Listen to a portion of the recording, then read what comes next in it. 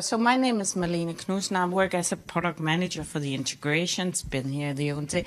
And with me, I have one of my favorite colleagues. It's Jörg Dix, who is what did we decide on? Team lead for Profile Refinement Service.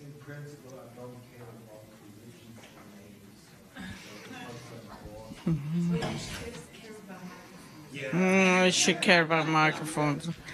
It's fine. But before we go in here, so somebody said to me, we were talking about it in one of the last sessions, whether Pure was an abbreviation. Of course it is, because in Pure, in Elsevier, we use abbreviation for everything, right? So I thought we would just start by that. And a little fun story on that was I actually got, and Pat is not here right now, good. I got a notice from Pat the other day saying if I could look into something in SC, and I spent like 2 hours thinking about what is SC. It turns out that Pat abbreviated Scopus. So we have a word with 6 letters in it, and he abbreviated it. SC is Scopus. Sorry? Well, I was Googling it. It was something Latin word of and now I can't remember it. No, that's right. I was in a session with somebody where, like, the name of Scopus comes from, like, a bird or... Yeah, something, yeah. Well. But I thought I would start out with a few, because we're going to use some abbreviation in this session also. And I learned something from Jörg. I do that often. I learned from Jörg often, but I learned something from Jörg the other day. So PRS is actually short for Profile Refinement Service. I knew that. But what I didn't know was in Pure we use the word QABO, QABO, often. And I have been working with QABO jobs for 15 years, and I did not know what QABO was short for. Can you remember? Yeah, absolutely. Quality assessment back office I think it's tool. not. 111. Yeah. Perfect. Quality assessment back office tool. I did not know that, and I did not know why we put something like that into Pure. I can also tell you the history about it as we built this system, 2010, 2011. It was live. The idea was at that time to put all data into this tool to find a process to create data in general, not only Scopus data. And that's why we called it Quality Assessment Back Office Tool. Yeah. Cool name. Is it assessment or assurance? Both versions are correct.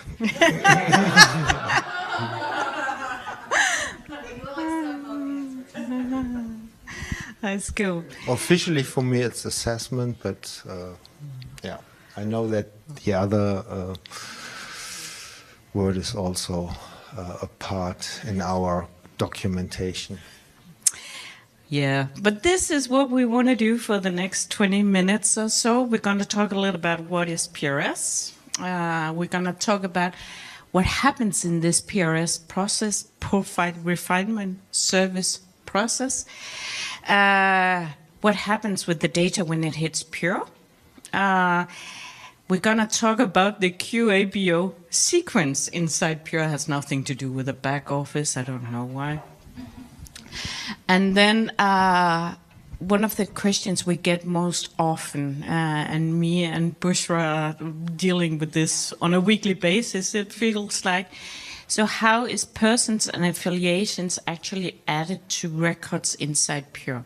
So we're going to talk a little bit about that, because this is what's giving us the hardest time to sort of realize what gets updates. And then we're going to look a little bit about the most common questions we get throughout our support, see if we can address some of them here.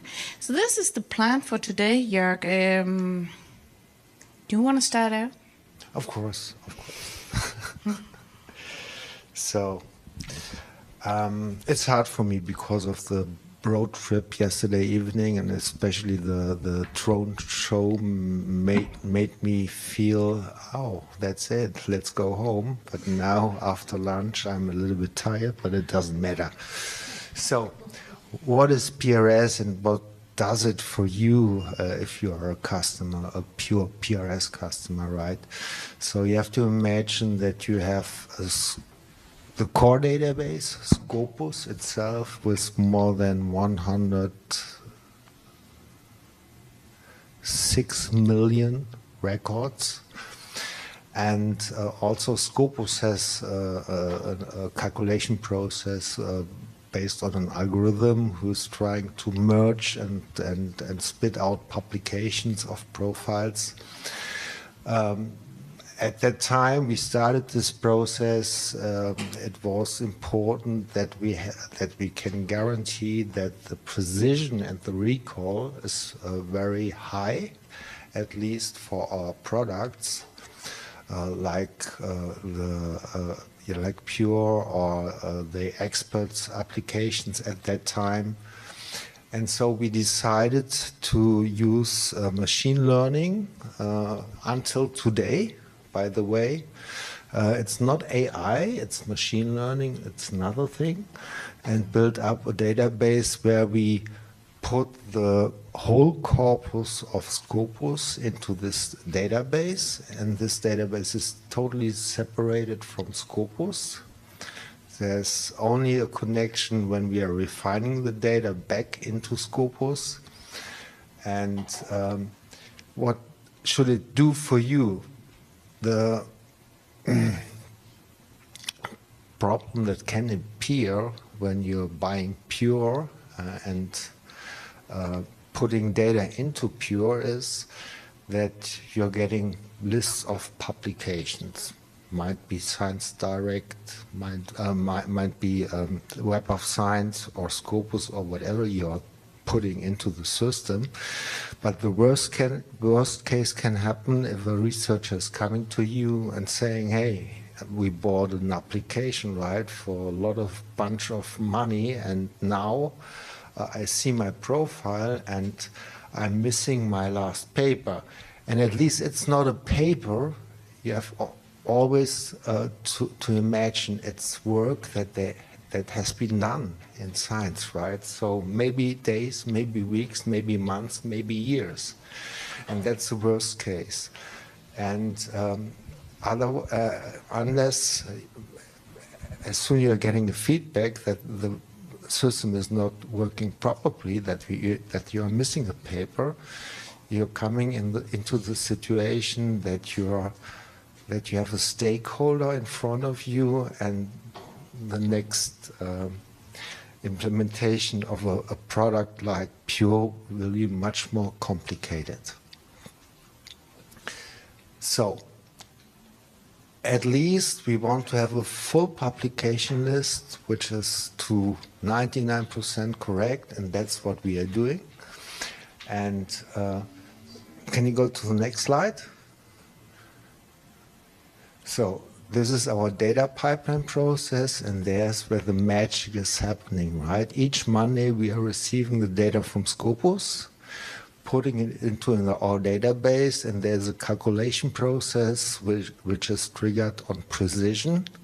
Means the system itself is building a publication cluster, a list of publication where the algorithm is to 100% sure that it can be assigned only to one person, based on the metadata, based on the abstract, based on everything what we can capture. And then we have a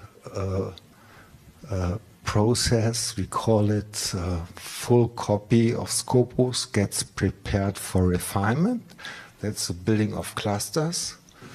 And at the weekend, the system is taking these results into our core database inside the QABO and trying to merge those new content into existing publication clusters.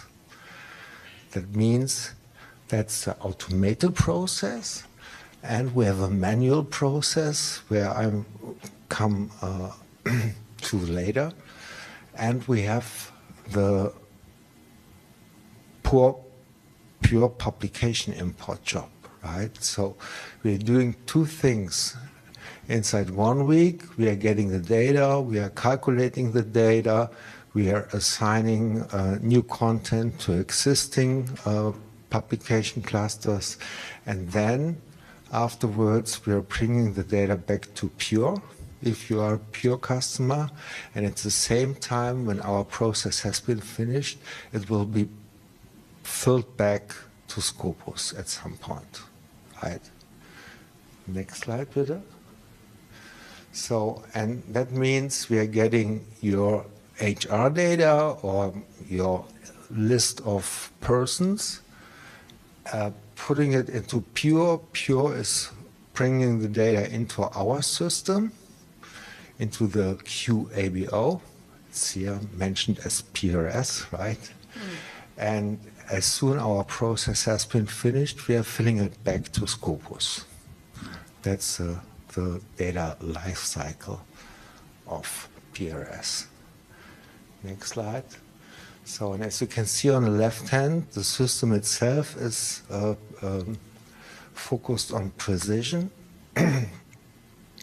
And the system uses the metadata that exists on each and every paper, not on the whole corpus, but the system indexes every information it can get, like the author name, like the affiliation, maybe an email address, maybe some concepts that the system is generating.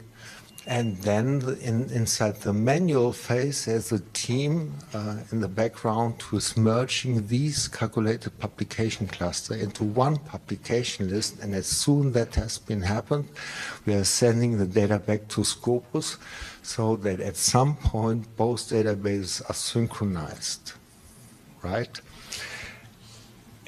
In this process, also Pure is involved in the sense that we are providing the data immediately to Pure as soon as we have finished the data inside this weekly import job that we are running.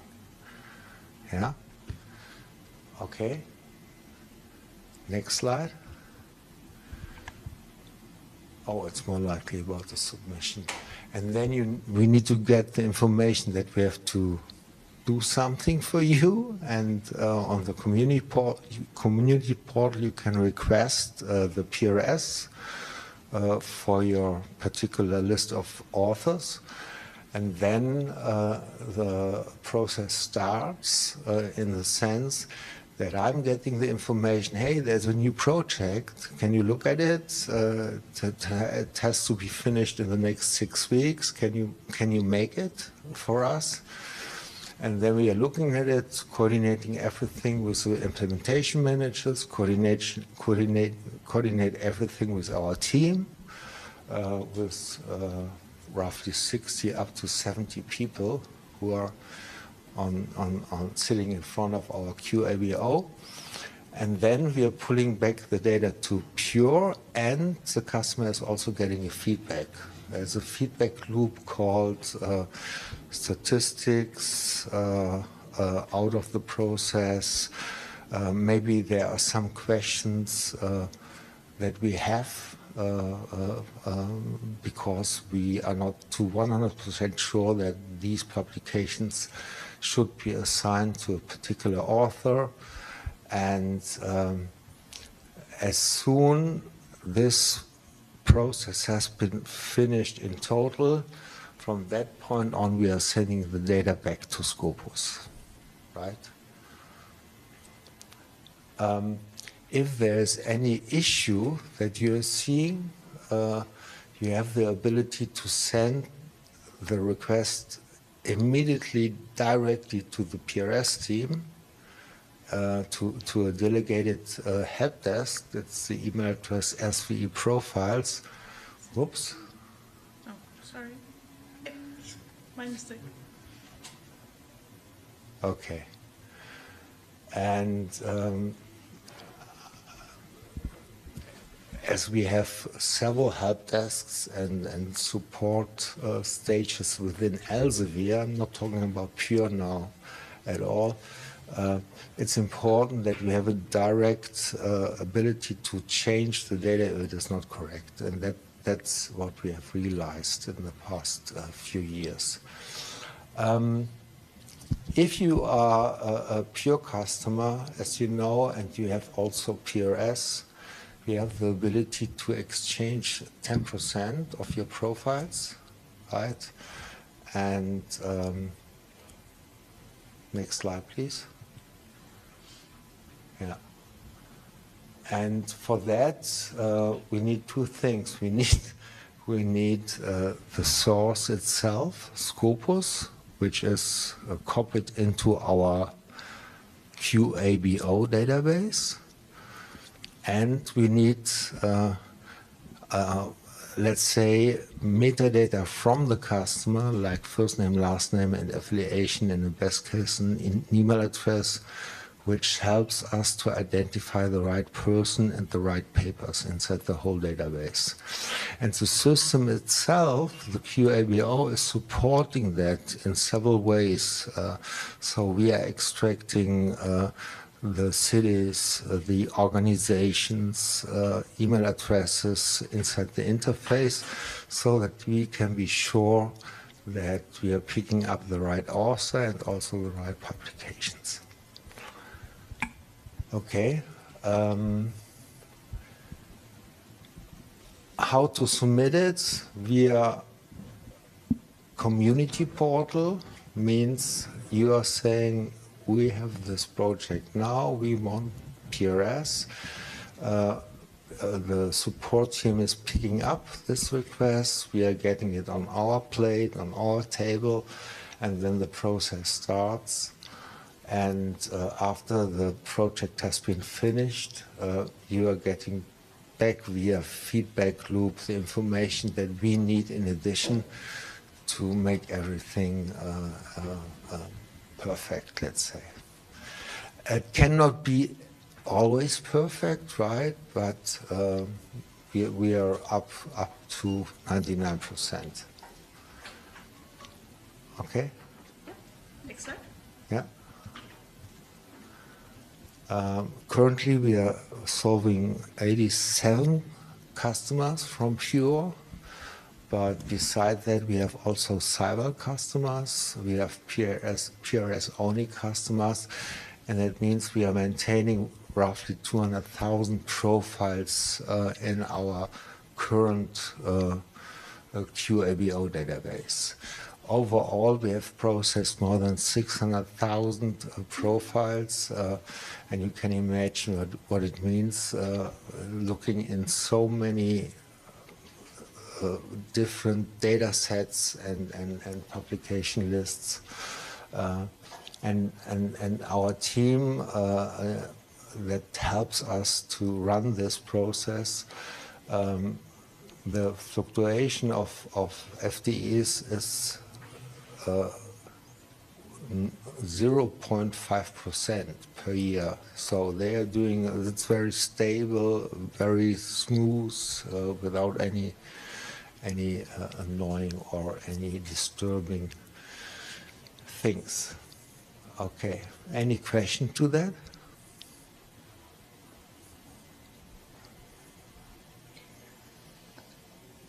Well, if not, I can then say what happens on the Pure side of it. So when Jörg and all of his good colleagues are done with curating the data from Scopus and cleaning it up, assigning it to the correct people and so on, what happens in Pure is that we on a weekly basis then start our QABO jobs.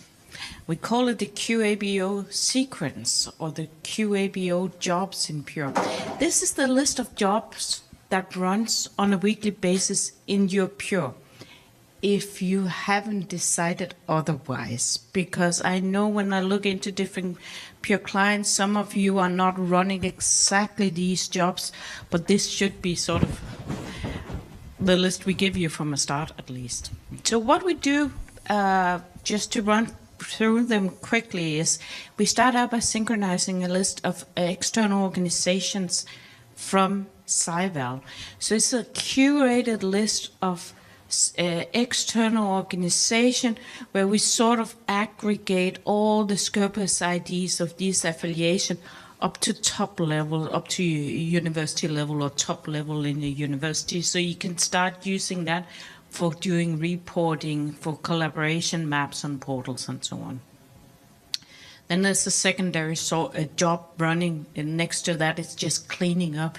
Should we have gotten an organization into Pure that's not aggregated up to top level, then we'll do it by this migrate SciVal external organization job. So these are just making sure you have good metadata, external metadata in your Pure before we start pulling in new publications.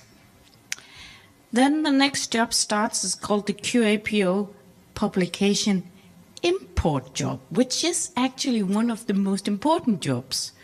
This job here is looking at all the persons you have in your Pure that is marked as profile.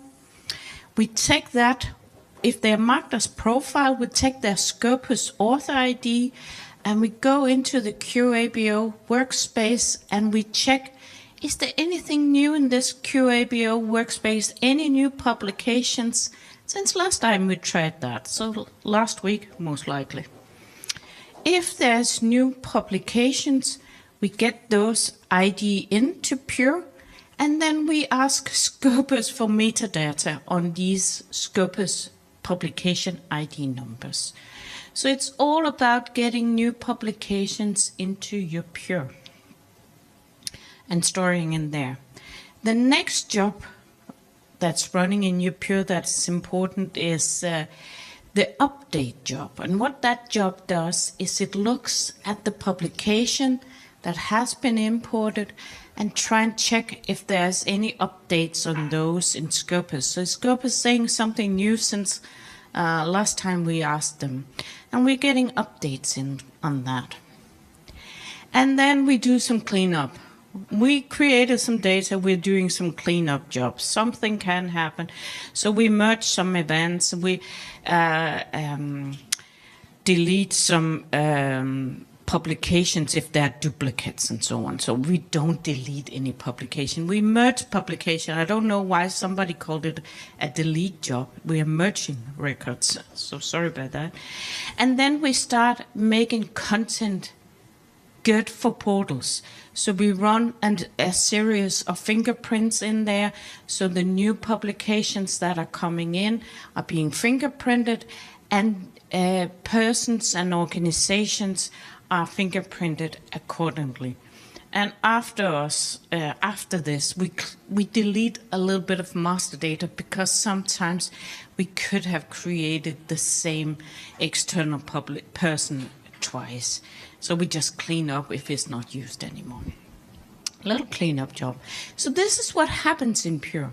These are the series of jobs that's making sure you get new data in from Scopus, and that these are populated with good data for portal, for reporting, and for whatnot. But then we get into the nitty-gritty details, and this is where me and Bushra most often have fun trying to understand exactly which organizations are being added to these publications that are coming in. Because this is the most tricky part. For those of you who create reports in Pure, you will know how important affiliation data is. And we try to be clever around it. So now I'm going to go into a little bit of details in this, and I'm so sorry. I'm doing a pop quiz afterwards to see if you remember it. Okay. But this here should also be available on our help center. You can go and have a look, and I'll try and get it updated because I kind of like this format here. So let's see. First of all, you have to decide whether or not you want to use the affiliation data that's coming in from the QABO workspace, or you want to use the affiliation data mostly in Pure. So using data from the QABO or not using data from QABO when it comes to affiliation. That's sort of the first starting point. So this is my first slide, so it's getting even worse in a second. Sorry about that. So this here is what happens if you choose to use affiliation data from the QABO workspace. And then we have, it depends a little bit on whether or not we match to a person that is profiled or not profiled in Pure. So you can internal persons that are not profiled. And this is sort of the scenario. So when we use publication or use data from the QABO workspace, first of all, we will ask the QABO workspace, is this person, did he write it while he was working at your institution, or did he write it at another place? So is the person external or not?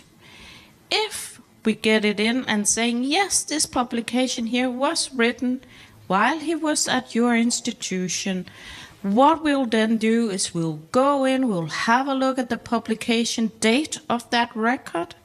We'll have a look in your Pure and see where was he hired at that point in time. And then we will add the affiliations that he had in Pure at that point in time.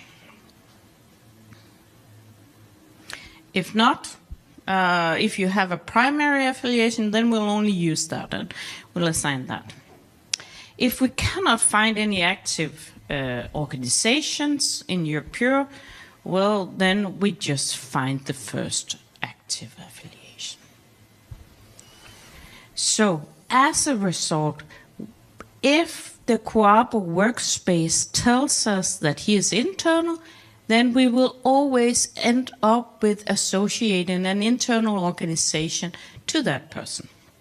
If the QABO workspace says he is external, the publication was external, what we will do is we will always end up with, we will most likely end up with an external organization.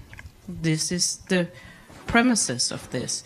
So what we'll do is we will start by using the affiliation data that we get in from Scopus. We will add it to an external organization. We will link the person to an external organization in Pure, and we will either just link it or create a new one. If Scopus is not giving us any affiliation data, if they just said this is the person, but we don't know what organization he belongs to, but QABO Workspace says it's not where he is hired right now, then we could fall back to using an internal organization in Pure. So we will most likely, if the QABO Workspace says is external, we will most likely put an external organization on it. So that you can imagine when we are talking about QABO affiliations, we are looking at each and every paper and we are able to mark it as internal or external on an automated way. The system itself recognizes that this person has worked or is still working at the particular university. And we have a manual step where we are linking out to Scopus and doing a double check if the data is correct inside our database against the data that is in Scopus.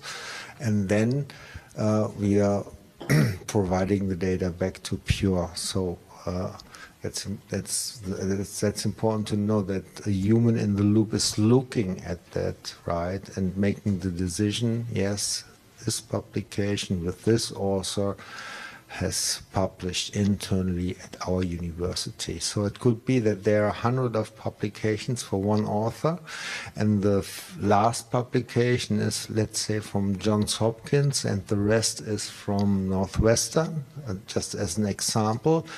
And then we are marking the first paper as external because it's mentioned Northwestern and not Johns Hopkins, right? So that's important. It is sometimes confusing, right? Because the whole process is triggered on precision, right? And not on, I mean, you can also implement a button and say this person is at our university, click, and all is internal, but it doesn't make sense. Makes only sense, yeah, right. Yeah. The next we do after, yeah, thank you. The next we do is some of these authors that are coming in are not profiled. So we get a list of persons that are not profiled in your Pure, but they are still authors on these records. So for those, this is what we do. First of all, we will check the person we're getting in. It has a Scopus author ID. Does that author ID exist in your Pure? Not profiled, but still an internal person in your Pure. If it does, then we will add internal affiliations based on the same rule. But if no organizations in your Pure were active at the point in time, well, then we'll end up with an external organization linked to these internal persons.